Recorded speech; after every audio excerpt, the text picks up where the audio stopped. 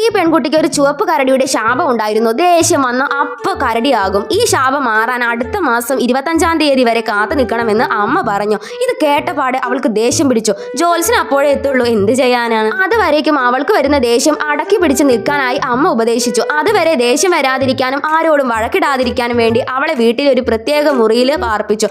അങ്ങനെ അവൾ ദേഷ്യം അടക്കി പിടിച്ച് 25-ാം തീയതി വരെ കാത്തിരുന്നു. അങ്ങനെ ആ ദിവസം വന്നെത്തി. പേടിച്ചു നിന്ന് അവളെ ജോത്സ്യൻ ആശ്വസിപ്പിച്ച് നിലത്ത് ഒരു വൃത്തത്തിന്റെ ഉള്ളിൽ ഇരുത്തി. മന്ത്രങ്ങൾ ചൊല്ലി തുടങ്ങിയപ്പോൾ വൃത്തത്തിന്റെ നീല നിറം പച്ചയായി മാറി. സൂര്യൻ ചുവപ്പായി കത്തി തെളിഞ്ഞു. പെട്ടെന്ന് അവൾ വായുവിലേക്ക് ഉയർന്നു പൊങ്ങി. ജോത്സ്യരുടെ വാളിന്ന് പുറത്തു വന്ന പ്രകാശം അവളുടെ നെറ്റിയിൽ തട്ടി.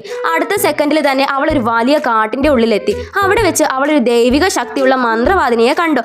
അവൾക്കൊരു കണ്ണാടി കൊടുത്തു. കണ്ണാടിയുടെ ഒരു വശത്ത് അവളുടെ മനുഷ്യരൂപവും അപ്പുറത്തെ വശത്ത് ചുവന്ന കരടിയുടെ രൂപവും പ്രത്യക്ഷപ്പെട്ടു. കരടിയെ അവളുടെ ദേഹത്ത് നിന്ന് വേർതിരിക്കാൻ നോക്കി, പക്ഷെ പറ്റിയില്ല.